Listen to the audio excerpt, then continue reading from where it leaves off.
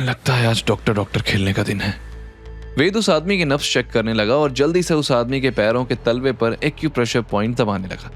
फिर उसने उस आदमी के सीने पर पंप किया और उसकी हथेली पर 2 जगह उंगलियों से प्रेस करने लगा। चल भाई उठ जा। एक बार प्रेशर से हथेली दबाते ही उस आदमी की सांस लौटने लगी और वो हल्का सा खांसते हुए होश में आया और कमजोर आवाज में बोला,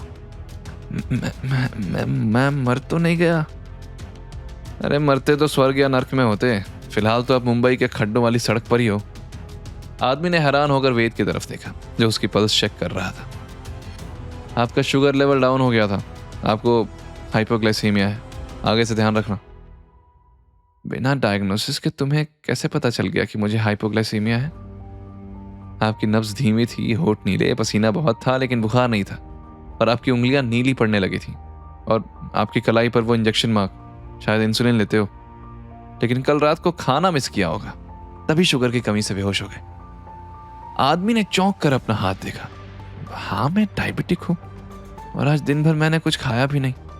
तो अगली बार इंसुलिन लेने से पहले खाना खा लेना। खाली पेट इंसुलिन दवा नहीं, जहर बन जाती है।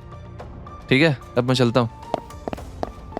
यह कहकर वेद फटाक से उठकर तेजी से भाग निकला और वो आदमी हक्का बक्का रह गया। अरे नाम तो बताते जाओ। लेकिन तब तक वेद उसकी आंखों से ओझल हो चुका था। इधर रायजादा मेंशन में हड़कंप मचा हुआ था। जब वेद मेंशन वापस आया तो मेड्स ने बताया कि कियारा जब से घर आई थी उसने खुद को अपने कमरे में बंद कर लिया था। वेद घबराते हुए मन ही मन बोला, कहीं कियारा को कुछ। वो तेजी से सीढ़ियां चढ़कर कियारा के कमरे के दरवाजे तक पहुंचा। उसने दरवाजे पर हल्के से दस्तक दी लेकिन बार बार दस्तक देने के बाद भी दरवाजा नहीं खुला तो वेद हवेली के पीछे गया। ये पोती और दादी दोनों कसरत बहुत करवाती हैं। पहले हॉस्पिटल में चढ़ना पड़ा और अब यहां। वो तेजी से पाइप से चढ़कर खिड़की से सीधा अंदर कूदा। What the hell? तुम यहां कैसे आ गए? बंदर हो क्या?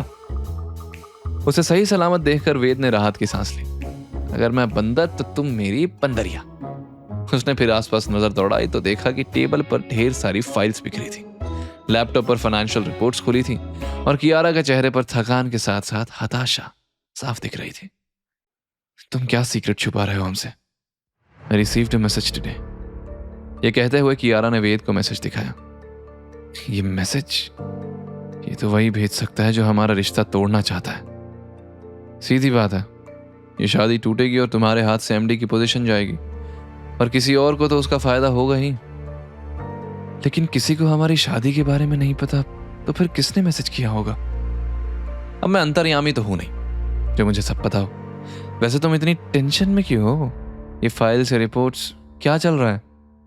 तुम्हें क्या मतलब? ये मेरी कंपनी का मामला है।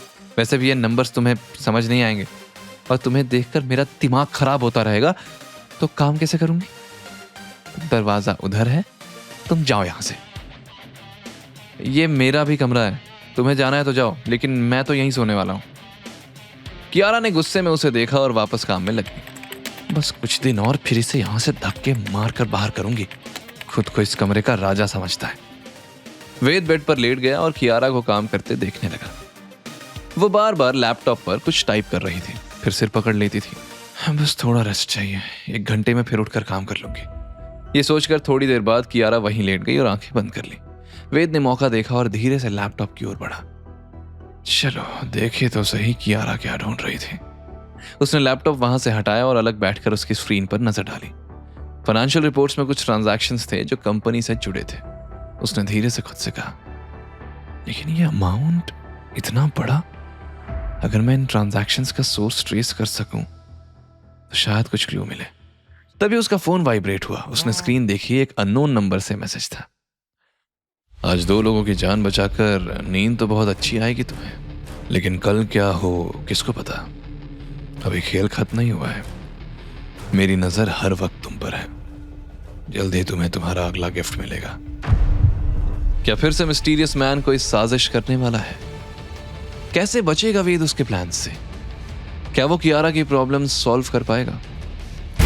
आगे की कहानी जानने के लिए देखें अगला एपिसोड सिर्फ पॉकेट एफएम के यूट्यूब चैनल पर और के फॉर किंग के सारे एपिसोड्स को सुनने के लिए डिस्क्रिप्शन में दी लिंक से डाउनलोड करें पॉकेट एफएम ऐप।